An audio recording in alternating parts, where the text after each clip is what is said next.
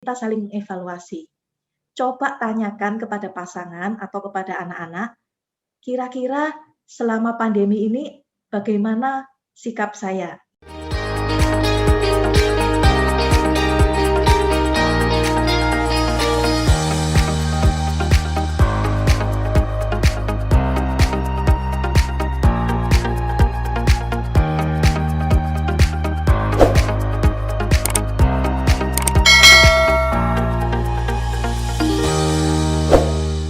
Selamat sore, terima kasih sudah bersedia bergabung dengan kami saat ini. Tapi kita juga mau belajar hari ini, terutama kita mau menggali informasi perihal kehidupan keluarga di tengah pandemi. Ada apa dan mengapa?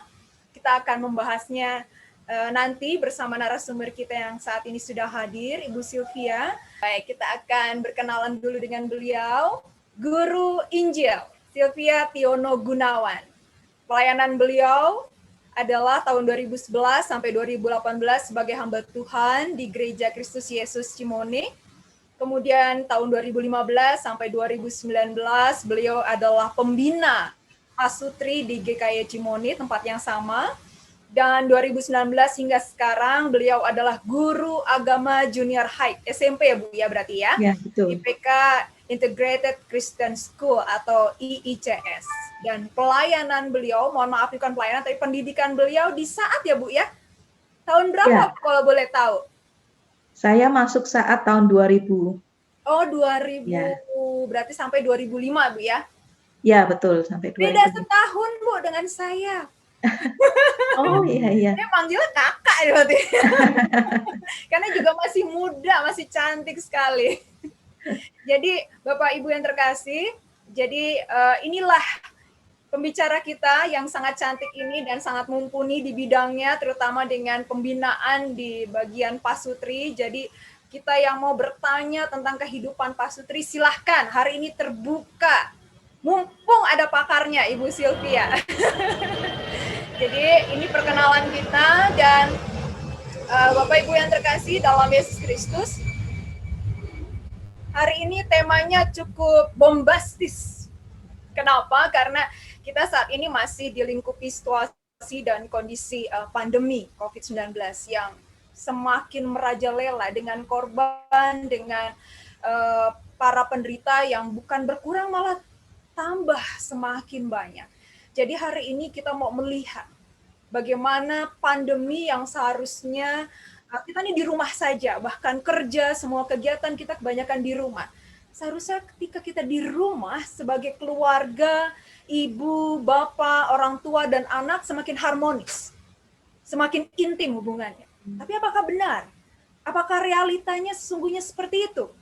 Atau justru kebalikannya? Atau ada kerikil-kerikil, bahkan bukan kerikil, tapi batu besar yang menghadang keintiman kita sebagai keluarga.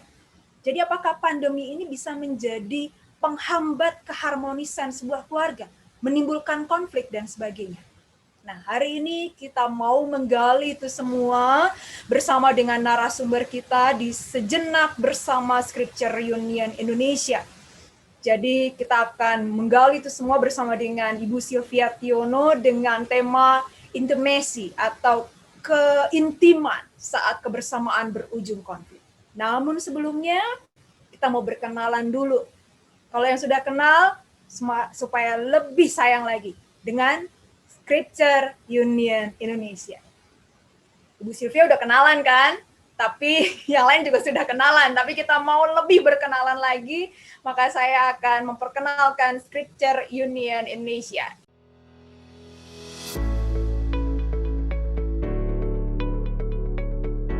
Scripture Union Indonesia merupakan bagian dari Scripture Internasional yang tersebar di 120 negara. Scripture Union Indonesia memiliki badan pembina,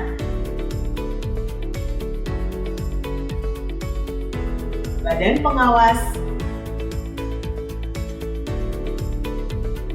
badan pengurus,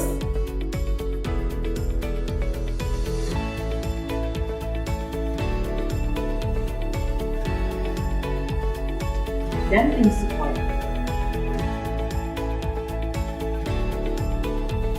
Visi Scripture Union Indonesia adalah makin banyak anak, generasi muda, dan keluarga mengenal Allah dalam Yesus Kristus melalui Roh Kudus untuk melakukan firman-Nya.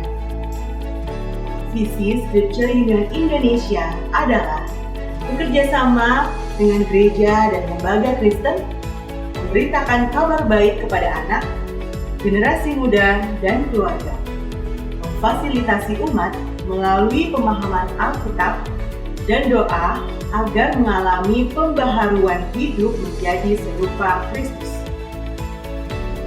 Nilai Scripture Union Indonesia adalah interest, integritas, teamwork, relational, and do the best.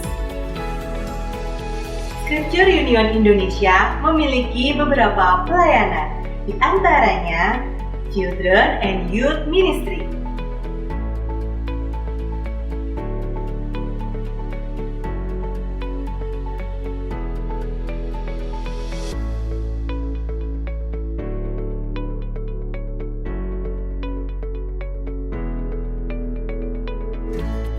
Pelatihan pelatih,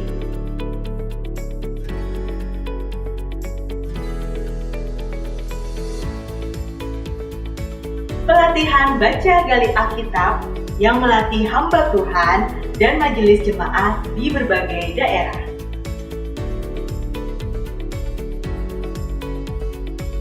Scripture Union Indonesia juga melakukan pelayanan di lapas. Baca gali Alkitab dilakukan di 6 lapas, di antaranya Sumatera, Ambon, Singkawang, dan Papua. Scripture Union Indonesia juga melakukan pelayanan melalui radio. Kami menyiarkan siaran santapan harian melalui 63 pemancar di 22 provinsi. Scripture Union Indonesia juga menerbitkan buku-buku rohani dan renungan harian untuk anak dan dewasa. Keterangan selengkapnya mengenai seputar pelayanan kami dapat diakses melalui website kami dan media sosial kami sebagai berikut.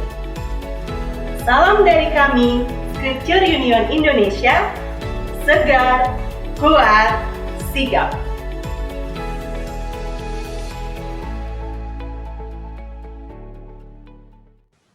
Dan tanpa membuang waktu lagi, kita akan masuk di dalam pemaparan materi.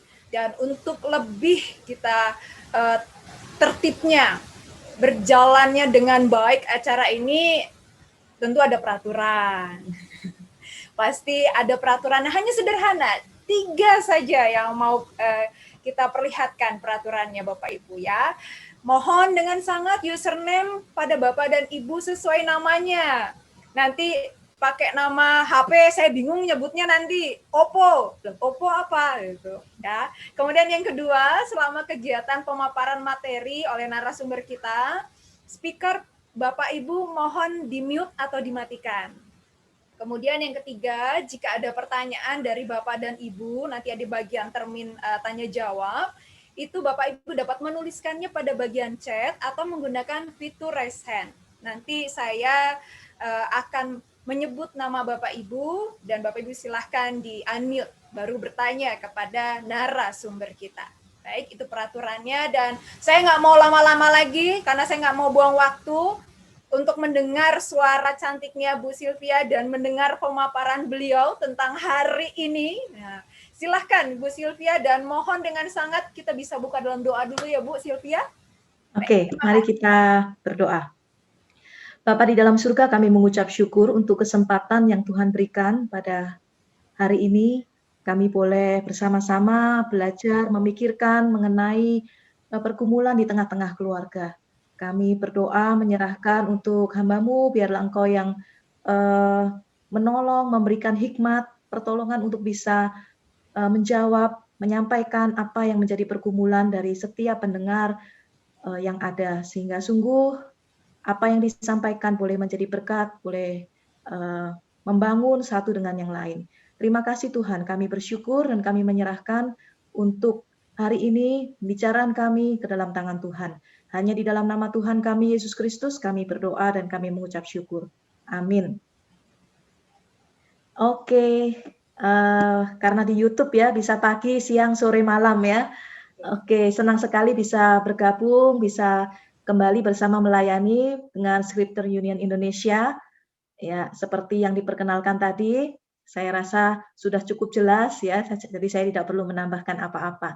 Nah, hari ini kita akan belajar dengan topik intimasi. Ya, intimasi itu harusnya kebersamaan, keharmonisan, ya, keakraban. Tetapi ditambahkan pada kalimat berikutnya saat kebersamaan berujung konflik. Nah, kita memang mau tidak mau ya harus mengakui bahwa kebersamaan kebersamaan yang ada itu tidak selalu membawa keintiman ternyata gitu ya. Ternyata bisa berujung pada konflik. Nah, sebelumnya saya ingin mendasari dulu dengan kebenaran firman Tuhan di dalam Galatia pasal yang ke-6 ayat yang kedua. Bertolong-tolonganlah menanggung bebanmu, demikianlah kamu memenuhi hukum Kristus. Ya, bertolong-tolonganlah menanggung bebanmu, demikianlah kamu memenuhi hukum Kristus. Para pendengar yang terkasih, disadari ataupun tidak disadari, pandemi ini mengubah semua sektor ya kehidupan kita, mulai dari ekonomi, sosial, kesehatan, termasuk kehidupan keluarga, kehidupan rumah tangga. Pembatasan aktivitas di luar rumah membuat perubahan yang cukup drastis dalam dinamika keluarga. Jika selama ini anggota keluarga memiliki waktu pertemuan yang mungkin relatif singkat karena sibuk di luar rumah ya, suami, istri bekerja, anak sekolah, ketemu cuma sore atau malam. Nah, ketika pandemi terjadi, anggota keluarga menghabiskan hampir 24 jam selama 7 hari bersama-sama. Ya, school from home, work from home gitu ya. Atau ada juga yang only stay at home karena kehilangan pekerjaan mungkin gitu ya, sehingga tidak bisa kemana-mana. Nah, semakin lama stay at home ini ya, semakin pula keluhan meningkat ya. Keluhan meningkat di dalam rumah tangga. Mulai dari keluhan keuangan ya. Jangan dikira bahwa stay at home pengeluaran itu berkurang ya. Ternyata pengeluaran bukan makin sedikit, tapi justru makin banyak. Kenapa? Karena harus beli kuota. Ya, anak-anak sekolah, kita kerja juga di rumah harus pakai kuota. Bahkan tidak jarang karena stay at home, nggak bisa kemana-mana, nggak bisa belanja, akhirnya buka aplikasi online. Ya, lihat ini, itu, pilih ini, itu, klik ini, klik itu, lama-lama nggak sadar pengeluaran jadi membengkak. Ya, keluhan juga datang dari para orang tua karena ketidaksabaran saat mengasuh dan menemani anak-anak untuk mengerjakan tugas-tugas sekolah. Biasanya mereka tahu beres ya dengan Bapak Ibu guru di sekolah sudah ada tugas selesai. Akhirnya ketika school from home mau nggak mau orang tua juga harus mendampingi. Mereka yang harus bekerja di rumah merasa juga tidak mendapat privasi gitu ya karena keterbatasan ruang. Beberapa orang mengatakan rumah saya itu dekat kemana-mana gitu ya. Mau ke dapur dekat, ke kamar dekat. Jadi kalau istri masak, suaminya kerja online, anaknya juga sekolah online, wah bayangkan keadaan di rumah seperti apa gitu ya. Anak-anak sulit fokus untuk belajar. Para orang tua yang bekerja juga sulit, nggak enak gitu ya, rapat mau ngomong suara berisik di belakang. Jadi nggak heran juga kalau kemudian adu suara, ya internet juga rebutan, dan akhirnya membuat keluarga menjadi frustrasi. Belum lagi ibu-ibu yang bekerja ya. Kalau ibu-ibu yang bekerja sekarang ini jadi double gitu ya. Bukan hanya bekerja, tapi juga ngeliatin anak, juga ngurusin masalah rumah tangga. Entah itu dapur lah, entah itu setrikaan dan seterusnya gitu ya. Apalagi mereka yang nggak pakai asisten rumah tangga ya. Mungkin karena COVID akhirnya diberhentikan asisten rumah tangga, ditanganin sendiri, makin berat lah beban ibu-ibu gitu ya. Belum lagi kalau misalnya ya gara-gara pandemi ini suami atau istri kehilangan pekerjaan, kehilangan penghasilan, ditambah lagi khawatir akan kondisi kesehatan, ya, khawatir kondisi keuangan, lelah secara fisik, lelah secara emosi tidak jarang membuat orang tua itu jauh lebih mudah marah ketika melihat anak-anak nggak beres sama urusan sekolah. Relasi pasangan suami istri pun akhirnya rentan menjadi lebih sering bertengkar karena merasa saling nggak memahami gitu ya. Kok kamu nggak mau ngerti? Tolong dong anaknya didiemin dulu gitu ya. Saya mau rapat. Tapi istri juga sedang ada kesibukan yang lain. Sehingga akhirnya ujung-ujungnya konflik. Nah, kondisi ini membuat sebagian orang akhirnya mulai merasa situasi rumah itu tidak lagi menyenangkan, gitu ya. Mereka yang biasanya kangen pulang ke rumah, sekarang di rumah terus mereka merasa kok nggak home sweet home lagi, begitu ya. Keluarga yang dulunya kekurangan waktu karena orang tua kerja di luar, ya jarang ketemu anak. Mungkin waktu itu berpikir, waduh, seandainya saya punya lebih banyak waktu, kesempatan untuk ketemu dengan pasangan dan anak, mungkin keluarga saya akan lebih akrab, lebih intim. Tapi ironisnya, setelah itu terjadi beneran gitu ya, kesempatan itu benar-benar ada karena situasi pandemi ini, ternyata keadaan keluarga juga tidak jadi lebih baik, gitu ya. Konflik menjadi hal yang tidak terhindarkan di dalam rumah tangga. Bahkan menurut beberapa berita yang beberapa kali ya saya baca dan dengar, angka perceraian di beberapa daerah itu meningkat, ya, setelah sekian lama stay at home. Pertanyaannya mengapa demikian? Ya, para pendengar yang terkasih di dalam Yesus Kristus, saya yakin banyak yang lebih pakar daripada saya begitu ya. Saya juga sama-sama belajar. Mari kita sama-sama belajar. Coba kita sama-sama meneliti, melihat, mengevaluasi apa penyebabnya gitu ya. Mengapa sampai demikian? Bila memang konflik semakin banyak dialami setelah lebih banyak menghabiskan waktu di rumah, ada baiknya pasangan suami istri menganalisa ya, menganalisa sebabnya secara mendalam. Keduanya perlu mengevaluasi sebetulnya hubungan seperti apa yang selama ini dibangun. Keduanya perlu jujur untuk melihat jangan-jangan selama ini memang kita kurang memberikan perhatian baik kepada pasangan maupun kepada anak-anak. Jangan-jangan selama ini memang kita ada masalah nih ya di dalam rumah tangga. Tapi karena jarang ketemu akhirnya ya udah terlupakan, terabaikan begitu saja.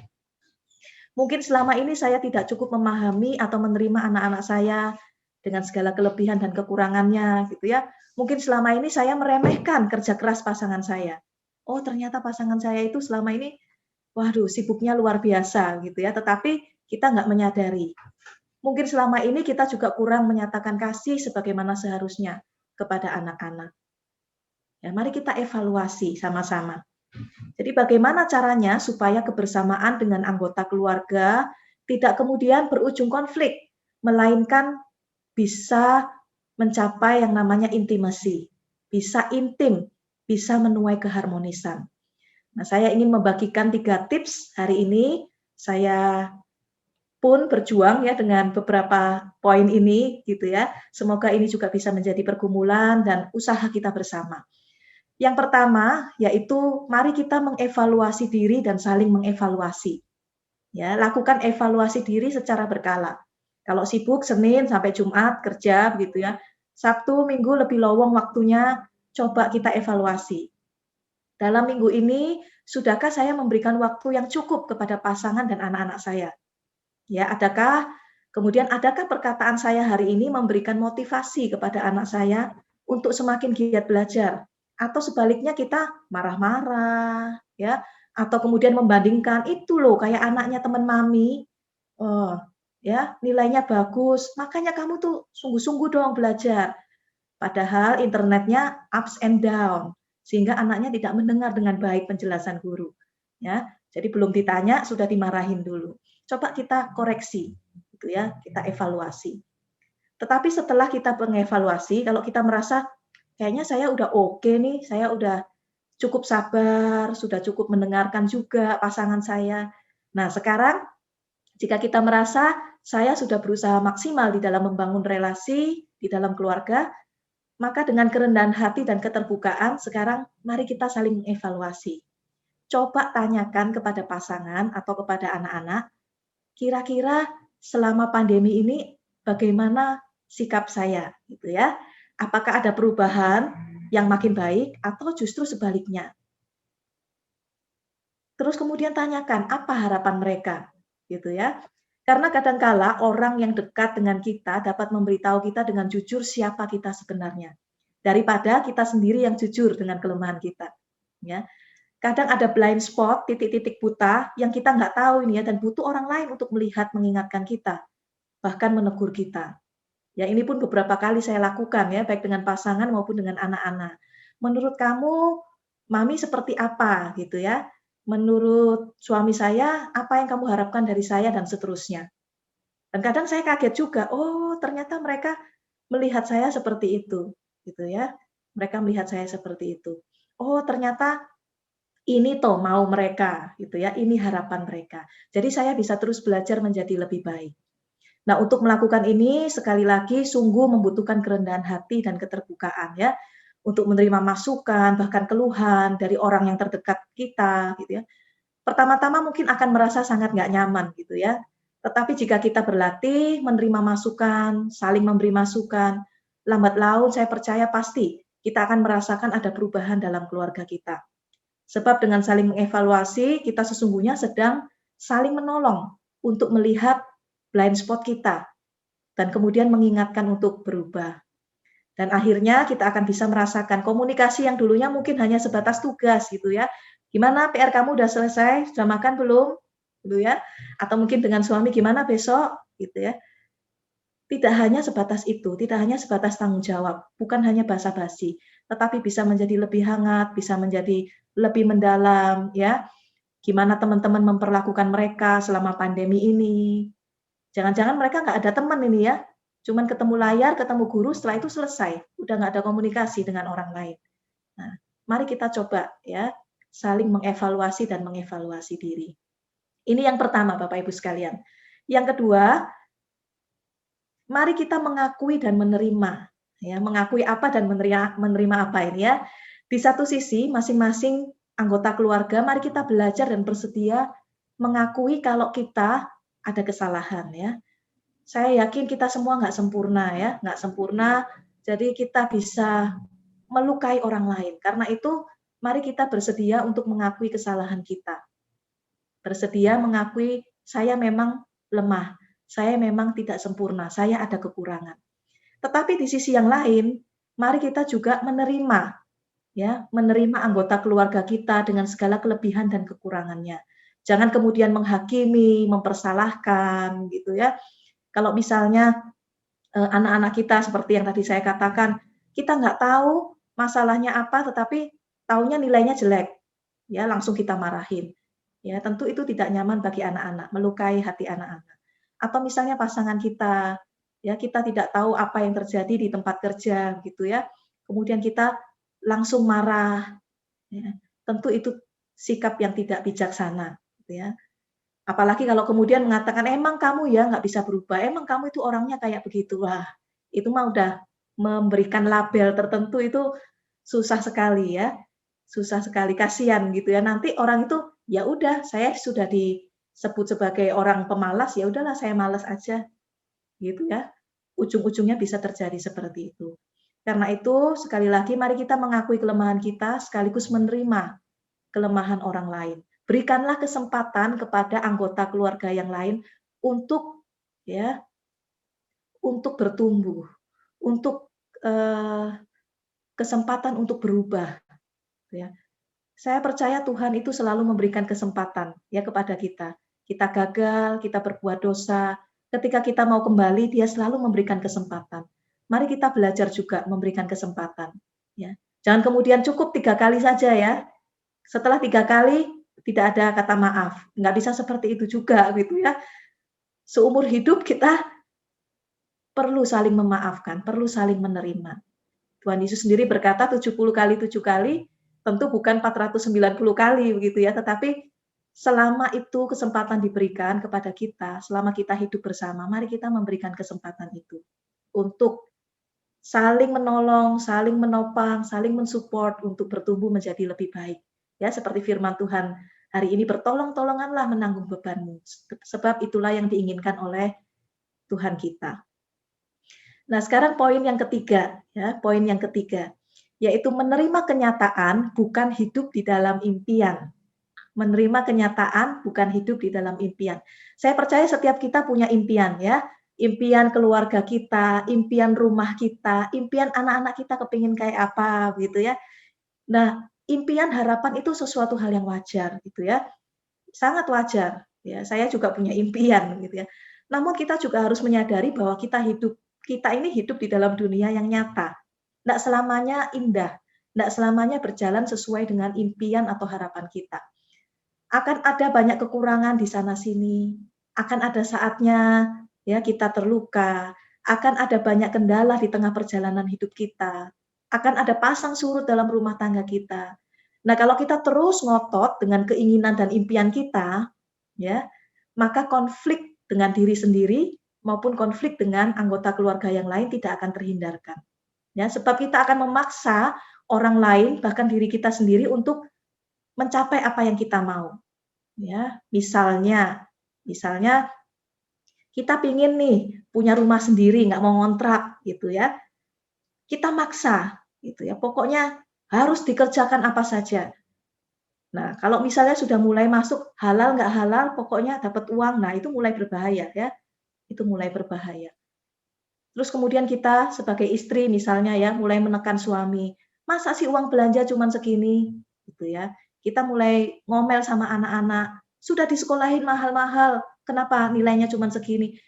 Akhirnya ketidakpuasan yang muncul dan kemudian berujung kepada konflik. Kalau kita tidak bisa menerima kenyataan, ya terus hidup di dalam impian, maka kita akan terus hidup di dalam konflik. Dan konflik yang ada semakin lama semakin rumit, semakin lama semakin berat. Kita akan menjadi sulit melihat kebaikan Tuhan yang sudah Dia berikan di sekitar kita, gitu ya. Sulit untuk mengucap syukur. Sebaliknya, dengan kesiapan hati dan kemauan untuk menerima realita, akan menolong kita untuk tidak mudah mengeluh, tidak mudah putus asa, tidak mudah depresi, tidak mudah kehilangan harapan. Para pendengar yang terkasih di dalam Yesus Kristus bersedia menerima kenyataan hidup yang ada di depan kita, akan menolong kita untuk lebih legowo, kalau orang Jawa bilang gitu ya, lebih rela, lebih siap hati, lebih lapang dada ketika kesulitan itu datang. Dan kita bisa menjadi lebih penuh rasa syukur ketika yang indah itu datang. Loh, ternyata ini toh gitu ya, ada berkat khusus yang dari Tuhan. Nah, itu kita lebih bisa menghargai. Karena kita tahu bahwa kita punya Tuhan yang tidak akan pernah meninggalkan hidup kita, sepahit apapun peristiwa yang kita hadapi. Tuhan yang sama itu juga akan ikut tersenyum kalau kita juga tersenyum, bahagia, bersukacita. Namun hal ini bukan berarti kita ya udahlah, kita nggak ngapa-ngapain, duduk-duduk saja, nggak berbuat apa-apa untuk mencapai impian kita. Tidak seperti itu juga, gitu ya. Kita tetap harus melakukan bagian kita, peran kita, tanggung jawab kita, dan berusaha semaksimal mungkin untuk meraih impian atau harapan kita. Tapi jika itu tidak terjadi sesuai yang kita mau, ingatlah bahwa rencana Tuhan itu jauh lebih indah daripada impian kita. Ya, ada sebuah perkataan yang mengatakan blessed in disguise. Barangkali dengan kesulitan-kesulitan itu ada hikmah atau ada berkat yang Tuhan sediakan di balik itu. Yesaya 55 ayat yang ke-8 sampai yang ke-9 mengatakan, sebab rancanganku bukanlah rancanganmu, dan jalanmu bukanlah jalanku, demikianlah firman Tuhan. Seperti tingginya langit dari bumi, demikianlah tingginya jalanku dari jalanmu, dan rancanganku dari rancanganmu. Ya, kiranya kita boleh terus rindu ada di dalam rancangan Tuhan. Apapun yang Tuhan berikan, apapun yang Tuhan sediakan, mari kita bersyukur dan kita tetap do our best ya di dalam kehidupan kita. Itu beberapa tips yang bisa saya sampaikan. Mantap sekali Ibu Sylvia. Pemaparannya singkat dan padat dengan tips-tipsnya yang merupakan bekal buat kita, terutama untuk kehidupan keluarga. Baik, Bapak Ibu, silahkan kami akan buka termin tanya jawab. Silahkan, ada yang mau bertanya perihal tema kita hari ini. Tema yang sangat menarik untuk kehidupan keluarga. Dan tadi juga materi yang sudah dipaparkan oleh Ibu Sylvia. Silahkan kepada Bapak Ibu yang mau bertanya. Kita buka dalam waktu kurang lebih 20-25 menit. Silahkan Bapak Ibu. Kalau belum ada yang bertanya, saya duluan deh. Boleh. Jujur ya Bu, saya juga sebagai ibu rumah tangga, jadi sekarang multitasking. Semua bergerak nih tubuhnya. Punya satu tubuh tapi semua harus bergerak gitu. Terutama ketika kerja di rumah, bukan hanya kerja sebagai staff, tetapi juga bekerja sebagai guru tambahan ketika anak sekolah. Terkadang tuh yang bikin ibu rumah tangga, terutama saya pribadi, stresnya adalah, ini kelemahan saya, adalah sulit untuk mengkotak-kotakan pikiran. Dalam arti begini, ketika saya sedang mengerjakan tugas kantor yang begitu menyita waktu dan pikiran, tiba-tiba anak meminta untuk ditemani karena tidak paham dengan materi yang diajarkan gurunya.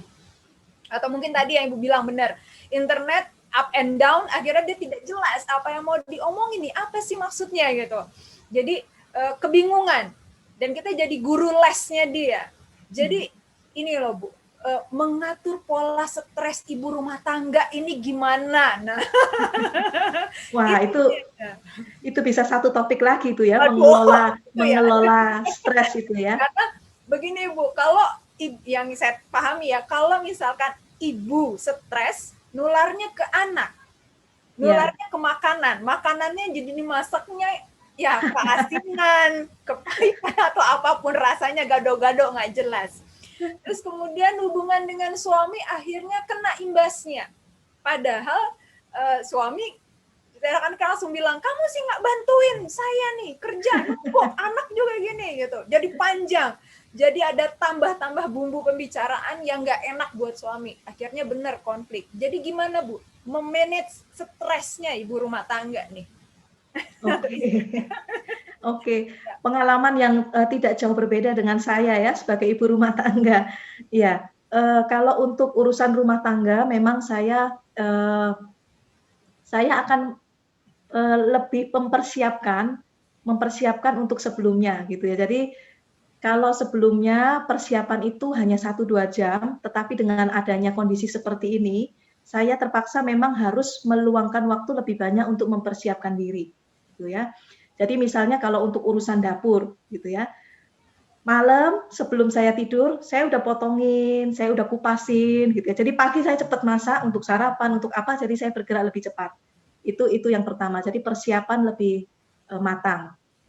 Saya juga kan mengajar sebagai guru ya, anak juga minta diajar juga sebelum untuk materi murid saya juga. Nah itu memang saya akhirnya harus meluangkan waktu lebih banyak untuk persiapan lebih matang, supaya nanti hari hanya semua bisa tercover dengan baik. Itu yang pertama, persiapan. Kemudian yang kedua adalah suami saya selalu bilang turunkan ekspektasi, gitu ya. Kalau kita misalnya anak-anak biasanya harus seperti ini, gitu ya. Dengan kondisi seperti ini, mari kita belajar juga sedikit menoleransi mereka, gitu ya. Menurunkan ekspektasi, gitu ya. Jadi dengan menurunkan ekspektasi bukan berarti ya udah mereka semau-maunya, bukan seperti itu juga, tetapi lebih akan menolong kita untuk lebih tidak tegang, gitu ya, lebih sabar. Misalnya dengan tugas anak-anak. Kalau misalnya KKM-nya kan sekarang ini KKM ya kalau sekolah ya. Misalnya KKM-nya 70 gitu ya. Kemudian kita tahu anak kita ini enggak suka mata pelajaran yang satu ini. Ya. Saya beberapa kali bilang, saya enggak minta kamu 100. Saya bilang, karena saya tahu kamu tidak suka pelajaran ini. Jadi, batasnya adalah kamu bisa pas KKM itu gitu ya. Tapi kalau itu pelajaran yang kesukaan kamu, ya kamu harus lakukan yang do your best gitu ya. Jangan sampai karena suasana online terus kemudian males-malesan, ya nggak seperti itu juga.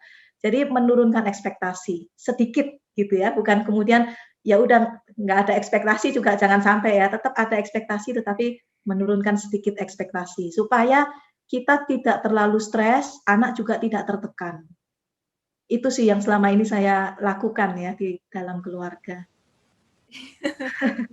Tapi tentu suami atau pasangan harus jangan kemudian, wah kalau urusan rumah tangga, urusan istri, nggak bisa seperti itu juga ya. Seperti firman Tuhan tadi, harus saling tolong-menolong ya.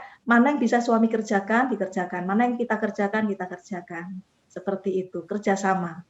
Siap, Ibu. Jadi Iya, nggak ada seperti wilayahmu, wilayahku. Sekarang wilayahmu, wilayahku juga.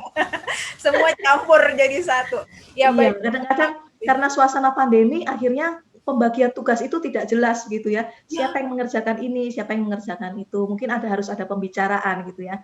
Tolong kamu bagian ini, karena saya nggak keburu kalau saya kerjakan semua, misalnya seperti itu. Komunikasi, Bu ya, Betul berarti ya. sekali, komunikasi ya. Siap, terima kasih Bu Sylvia. Ya. Jadi saya mulai hari ini, mari kita para ibu rumah tangga, para istri yang cantik dan baik, kita mulai memanage stres kita. Kita mulai terbuka komunikasi dengan suami dan anak kita. Bagaimana kita bisa berbagi tugas, begitu ya Bu? Betul. Dan tidur paling akhir, bangun paling awal untuk persiapan. Betul sekali. Terima kasih. Ini ada penanya Ibu dari Ibu Audi. Oke. Berapa besar toleransi antara harapan dengan standar yang mau kita terapkan? Karena hal ini biasanya bisa jadi sumber konflik katanya. Bagaimana? Betul sekali. Ya, yang untuk berapa persennya saya tidak bisa memberikan persisnya ya, karena kan itu tergantung kondisi rumah tangga kita dan kemudian tergantung kondisi pribadi kita juga. Tetapi untuk toleransi antara harapan dan kenyataan ini, yang bisa saya berikan tips adalah informasi adalah bahwa semakin besar antara harapan dan kenyataan, maka akan semakin stres, semakin tinggi tingkat stres kita. Gitu ya. Kalau misalnya harapan kita itu adalah nilai anak semua 100, maka tingkat stres kita akan semakin tinggi. Ya, karena kan tuntutannya berarti tinggi di atas gitu ya. Jadi bagaimana caranya ya, berarti harapannya harus turun sedikit gitu ya, harapannya harus turun sedikit, sedangkan kenyataannya juga harus digenjot untuk naik ke atas, sehingga perbedaan antara harapan dan kenyataan itu tidak terlalu jauh. Karena semakin jauh, tingkat stres kita akan semakin tinggi. Ya. Seperti itu. Tetapi yang saya ingin tambahkan lagi adalah bagaimana agar harapan dan kenyataan itu tidak menjadi sumber konflik. Tentu kita harus membicarakan ya dengan pasangan, dengan anak. Ini loh maunya papa mama seperti ini, gitu ya. Atau misalnya dengan suami, dengan istri. Saya pinginnya kalau pulang kerja, tolong kasih waktu saya setengah jam untuk saya istirahat sebelum saya bantu kamu. Misalnya suami bilang seperti itu. Jadi ada kesepakatan-kesepakatan yang dibuat supaya antara harapan, kenyataan bisa tercover dan tidak menjadi sumber konflik. Gitu. Iya, betul sekali. Karena terkadang gini Bu, kalau misalkan harapan kita kan memang kehidupan harmonis. Iya. Meminimalisir adanya konflik. Tapi terkadang ketika itu tadi Bu, balik lagi ke stres. Ketika stres itu besar sekali, keinginan kita untuk bicara yang tadinya awalnya ingin bicara yang halus, seakan-akan lidah tak terkontrol. Jadi emosi. Jadi ya, yang mendengar itu emosi gitu kan. Dan kita kayak menuangkan unek-unek kita dan belum tentu pasangan kita siap gitu loh Bu, maksudnya. Betul. Jadi akhirnya nular emosinya. Karena kan yang paling gampang nular itu kan marah. Nah itu akhirnya marah-marah. Dan ketika marah-marah, konflik terjadi, gesekan makin besar, ya korbannya juga anak. Jadi kehidupan keluarganya jadi seperti itu. Jadi mungkin yang tadi Ibu katakan bahwa memang benar sih. Bagaimana mencobalah untuk kita lagi dan lagi komunikasi dengan pasangan. Kalau memang butuh waktu, misalnya janjian, minggu ini kita ngobrol ya, gitu. Misalnya seperti itu, bisa juga janjian. Jadi sama-sama siapkan emosinya gitu. Atau misalnya ketika kita marah, jangan kita langsung mengungkapkan. Misalnya kita mau sesuatu, jangan langsung mengungkapkan. Kalau kita memang sulit untuk mengontrol emosi kita, kita bisa tulis dulu, kita catat. Nah, nanti waktu pertemuan kita ngomong, nomor 1, ini loh, saya nggak suka kalau kamu begini-begini. Gimana ya? Kita diskusi gimana solusinya gitu. Jadi nanti suasananya, karena kalau langsung dalam keadaan emosi memang nanti pasangan kita atau anak kita jadi ikut terluka dengan nada suara kita. Betul, baik. Baik, jadi jalan keluarnya mari Bapak Ibu kita tuliskan dulu sebelum emosi kita menularkan kepada pasangan kita. Karena emosi rasakan tarik nafas. ya, oh ya, tarik nafas jangan lupa dikeluarkan. Baik, baik, baik. Terima kasih Bu Sylvia. Ada penanya lagi dari Bapak Irvin. Beliau bertanya, apa sebaiknya atau seharusnya yang menjadi prioritas bagi mereka yang bekerja di rumah? Apakah pekerjaan di kantor atau urusan atau pekerjaan rumah tangga? Silakan. Okay. Ya, kalau ini susah-susah gampang ya. Kalau saya secara pribadi sih melihat kasus per kasus ya. Jadi tidak semuanya, oh kita harus utamakan keluarga, pekerjaan nomor 2. Tidak selalu seperti itu juga. Tetapi kita harus melihat kasus per kasus. Misalnya, kalau urusan emosi anak, ya, kemudian dia jadi stres, tentu itu harus jadi yang utama bagi kita. Ya, jangan sampai gara-gara pekerjaan kantor kita, akhirnya anak kita stres, ya, dia nggak tahu nonton apa, ngomong apa di media sosial, misalnya seperti itu ya.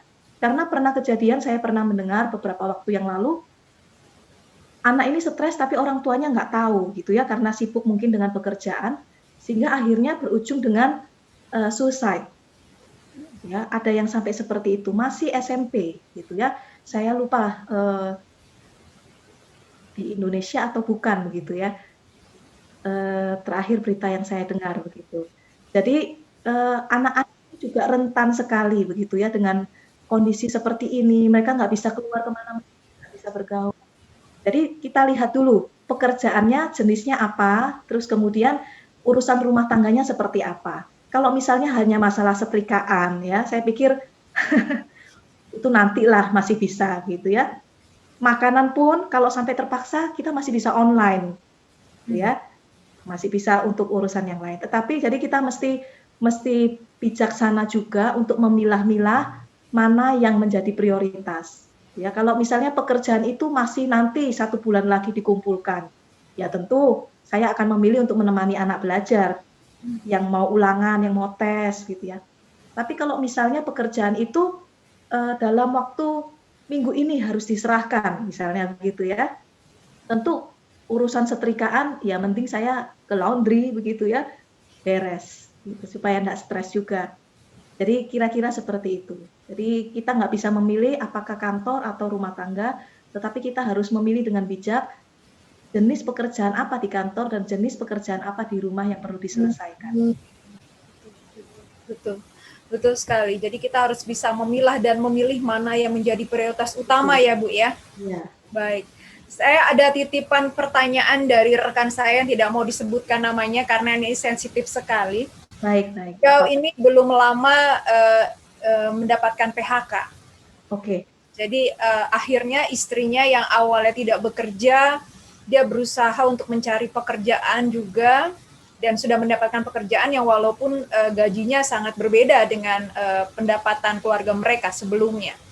Dan akhirnya ada beberapa barang yang harus mereka jual dan sungguh menyedihkan, padahal di saat seperti ini ketika anak-anak membutuhkan sekali yang namanya laptop ataupun HP, tetapi barang berharga seperti itu mereka akhirnya mencoba untuk digadaikan karena lebih baik mengisi perut begitu dibandingkan dengan ya. Jadi bagaimana nih Bu untuk bisa menghibur, bisa memberikan kehangatan buat keluarga ini, karena jujur sekali ketika saya melihat keluarga ini yang dulunya harmonis sudah retak. Karena yang satu ayahnya begitu menyalahkan diri sendiri, kemudian si ibu juga sibuk warawirannya, kadang-kadang harus berdua dan sungguh sekali sedih sekali Ibu. Jadi bagaimana kita mungkin sebagai rekan, sebagai sahabat bisa menghibur dan bisa memberikan jalan keluar, bagaimana? Menurut Ibu bagaimana? Oke, ya, saya menyadari bahwa tidak sedikit ya rekan-rekan yang mengalami hal-hal sekian gitu. Kayaknya feedback ini ya. Oke. Agak sedikit Ya. terputus tadi sedikit. Ya. Oke. Tidak sedikit orang yang mengalami hal yang seperti ini. Saya sangat memahami.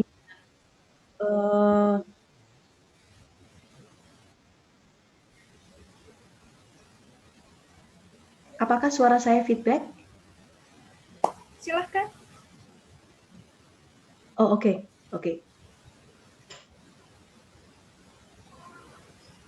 Yang pertama tentu harus mencari pekerjaan ya, mencari pekerjaan. Memang situasi ini banyak perusahaan juga yang mengalami kesulitan sehingga tidak bisa memproduksi barang ya, hingga akhirnya harus mem-PHK karyawan. Tentu mereka juga sangat kesulitan. Saya sangat memahami.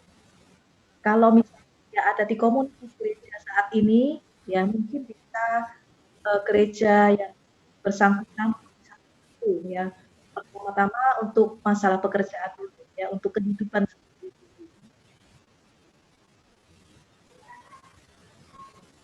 Dan kemudian apa yang bisa kita lakukan sebagai teman? Sedikit terputus.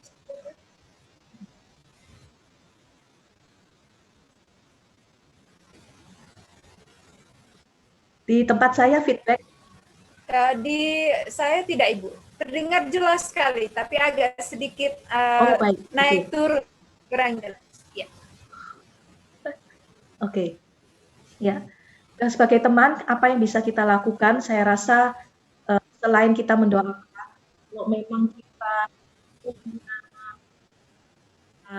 hal-hal yang bisa membantu mereka, misalnya pekerjaan, kita bisa memperkenalkan mereka ke rekan kita, rekan karyawan, ya. Menurut saya langkah praktis, tetapi untuk menenangkan mereka untuk saat ini ya, kondisi yang dalam tanda kutip chaos ini, perlu pihak ketiga memang untuk boleh menghibur dan menguatkan ya. Misalnya suami kita ajak ngobrol gitu ya, seperti itu, yuk kita cari sama-sama solusinya. Sedangkan istri, jika memang dia sudah mendapatkan pekerjaan, sekalipun gajinya tidak sebesar yang dulu, tetap berada di bawah suami. Jangan sampai karena dia yang mendapat penghasilan, terus kemudian tidak menghargai suami yang sudah di PHK, gitu ya. Tentu itu akan makin melukai pasangan kita. Gitu ya. Kita tetap berusaha semaksimal mungkin, tetapi kita juga menjaga perasaan pasangan kita. Itu. Saya rasa sih itu langkah pertama yang bisa kita lakukan ya, ketika kita menghadapi orang yang mendapatkan kesulitan. Saya tahu banyak sekali orang-orang yang mengalami seperti ini.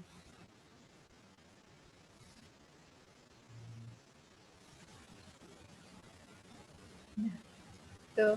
Betul sekali. Terima kasih. Ganja itu ada komisi pelayanan kesejahteraan warga. Mungkin saya juga bisa berbicara dengan gembala, dengan para pendetanya supaya yang seperti Ibu katakan, bagaimana kita bisa komunikasi dengan hangat kepada mereka untuk bisa merenggangkan atau mencoba untuk meminimalisir konflik kehidupan keluarga mereka. Terima kasih, Bu. Atau misalnya anak-anak sekolah juga, kalau misalnya gereja ada bantuan untuk orang tua asuh, seperti itu, mungkin bisa diikutkan untuk sementara ya, sampai kondisi keuangan bisa stabil. Betul. Baik, terima kasih banyak Ibu Sylvia. Saya akan sampaikan pesan Ibu, jalan keluar Ibu kepada rekan saya. Terima kasih banyak. Ini kabar yang sangat baik. Sayangnya beliau memang tidak mau bergabung. Karena itu tadi HP maupun perangkat yang harus digunakan juga dia tidak ada, jadi dia hanya nitip saja ke saya. Tapi hari ini saya akan utarakan kepada beliau. Semoga ini bisa meringankan beban beliau, walaupun tidak maksimal, tapi ada untuk meringankan beban beliau dan keluarga. Terima kasih saya haturkan kepada Ibu. Terima kasih banyak. Baik Bapak, pada narasumber kita masih ada waktu beberapa menit. Silahkan kepada Bapak Ibu, masih dibuka untuk permintaannya jawab. Jangan malu-malu, ada kegelisahan, kegundahan hati, ingin mendapatkan pencerahan tentang keluarga, silahkan. Oh, ini dia. Saya akan bacakan untuk kita semua di sini dari Bapak Irvin kembali. Beliau bertanya, ketika terjadi konflik di kantor dengan rekan kerja atau dengan pekerjaan itu sendiri yang mungkin bebannya bertambah, kerja kantor atau WFO, maka kita punya ruang waktu atau jeda untuk mengelola itu sebelum sampai di rumah. Bagaimana mengelola konflik itu jika kita sedang WFH, di mana kita akan langsung bertemu dengan keluarga di rumah agar tidak terjadi pelampiasan kepada mereka. Ini pelampiasan sepertinya katanya. Silakan Ibu Sylvia.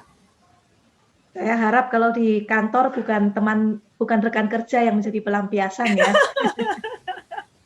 Pak Irvin, ingat Pak Irvin, jangan teman sebelahnya ya Pak Irvin. Ya. Ya, memang ini perlu keterampilan khusus. Maksud saya kita perlu berlatih yang membedakan bahwa ini rumah bukan kantor. Itu memang butuh keterampilan ya. Kita perlu berlatih karena saya menyadari tidak semua orang bisa seperti itu. Kadang emosi udah terbawa, jadi akhirnya apa yang di depan itulah yang yang kena begitu ya. Nah, yang pertama perlu belajar untuk pengendalian diri kalau menurut saya. Tetapi di sisi lain sebagai pasangan kita juga mesti belajar untuk memahami, ya karena tekanan pekerjaan itu berbeda-beda ya. Ada yang benar-benar berat sekali, ada juga kemampuan kita untuk menangani stres juga berbeda-beda. Ada orang yang dengan tipe flekmatik, santai begitu ya, easy going gitu. Tapi ada juga yang kalau misalnya tipe-tipe tertentu akan sangat-sangat mudah emosi gitu ya. Nah, jadi yang pertama dengan orang itu sendiri kita harus belajar mengendalikan diri, berlatih ya. Tetapi dengan orang lain, anggota keluarga atau misalnya pasangan, belajar untuk memahami. Kalau misalnya nadanya sudah nggak enak, jangan kemudian dijawab dengan nada yang tinggi juga gitu ya. Didiamkan aja dulu, jangan-jangan pasangan saya ini lagi ada masalah gitu ya. Kalau sudah tenang, sudah minum yang dingin-dingin mungkin gitu ya, sudah makan, baru ajak ngobrol. Kenapa tadi marah ya? Ada yang bisa saya bantu? Mau didoakan apa? Gitu ya, seperti itu. Kira-kira seperti itu. Ya, begitu Bapak Irvin, penjelasan dari Ibu Sylvia dan jawabannya. Jadi jangan cari pelampiasan lagi ya, jadi ajak makan dulu. Diajak makan dulu biar kenyang. Karena biasanya kalau perut kenyang, emosi lupa. Lebih bisa dikendalikan. Jadi, pengendalian diri dan pengendalian emosi ya Bu ya. Memang ada satu pertanyaan lagi, apakah boleh saya jawab? Boleh Ibu, silakan. Iya. Ini direct message, jadi saya tidak akan sebutkan namanya, ya, saya tidak akan sebutkan namanya. Jadi intinya adalah konflik antara orang tua dengan anak, gitu ya, konflik antara orang tua dengan anak.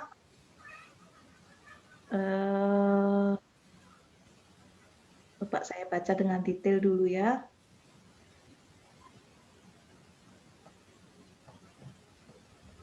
Jadi ada pertanyaan, dia sering konflik dengan anak usia kurang lebih 17 tahun, ya. Kemudian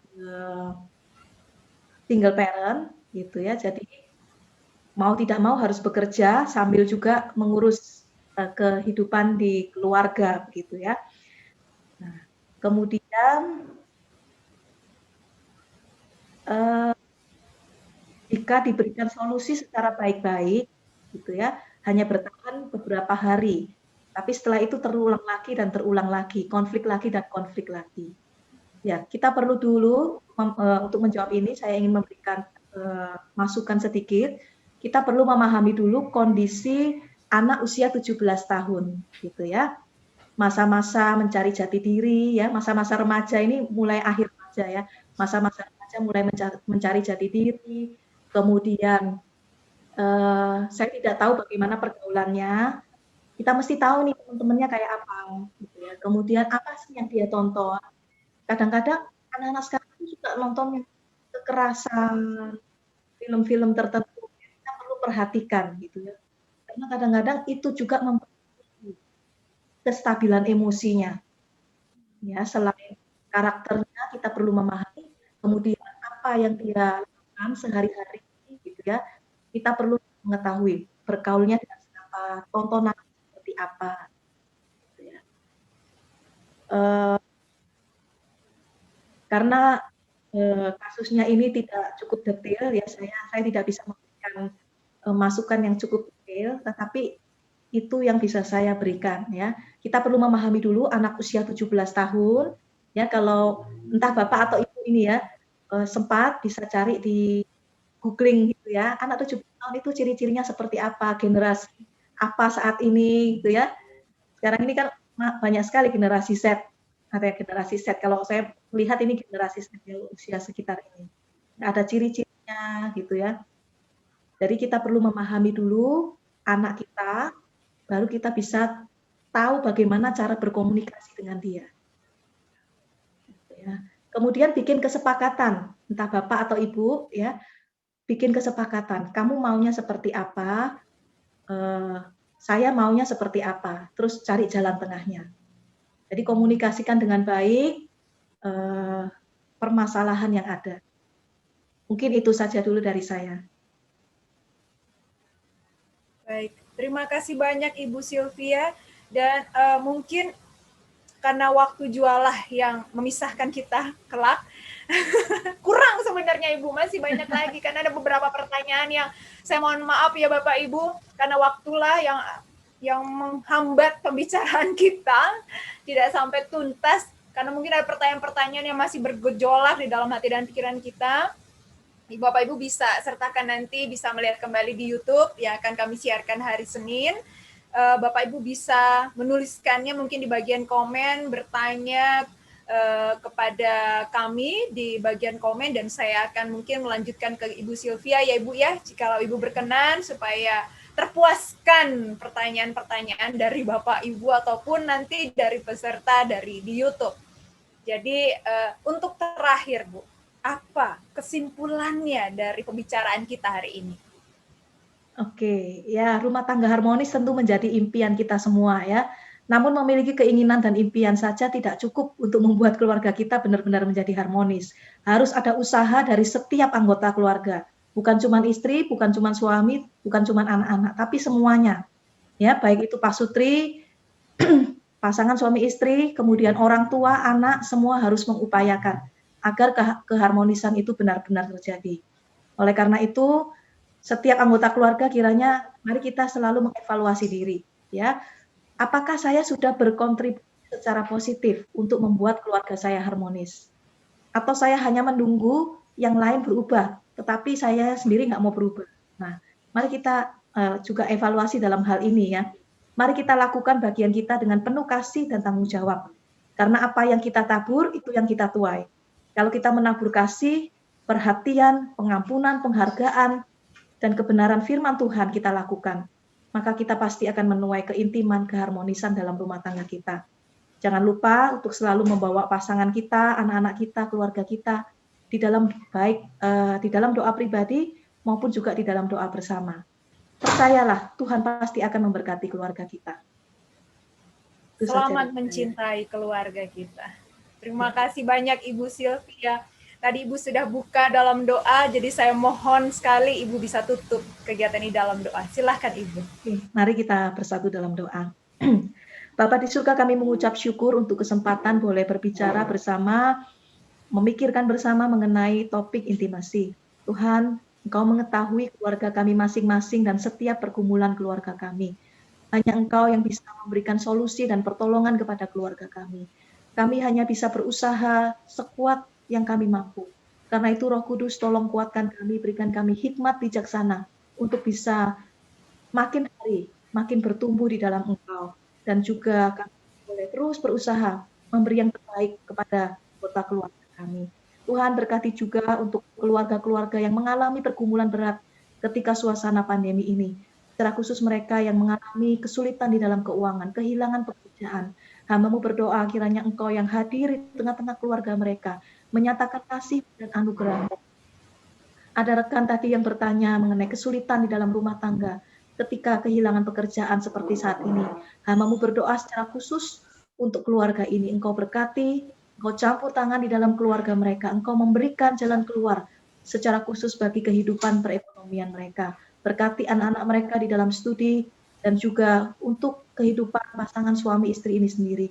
Biarlah Tuhan yang menaruh kasih, menaruh saling menerima, saling mengerti, sehingga sekalipun mengalami kesulitan, mereka boleh tetap saling mendukung sebagai pasangan suami istri, dan keluarga itu boleh sungguh menyenangkan hati Tuhan, boleh terus mengasihi Tuhan, hidup di dalam kasih Tuhan.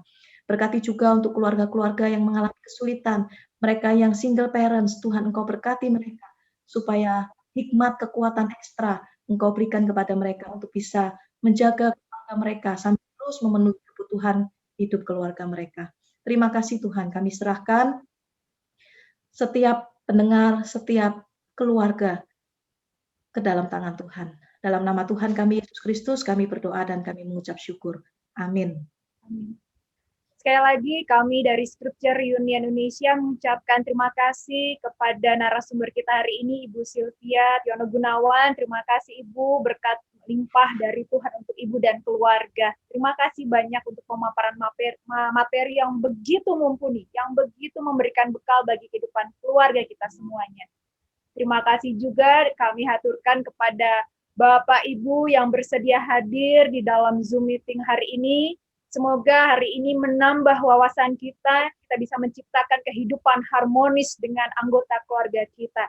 Sehingga Kristus yang ada di dalam benar-benar hidup untuk keluarga kita semuanya. Terima kasih banyak, dan kami juga mengundang Bapak Ibu semuanya 2 minggu ke depan, pada tanggal 12 Februari.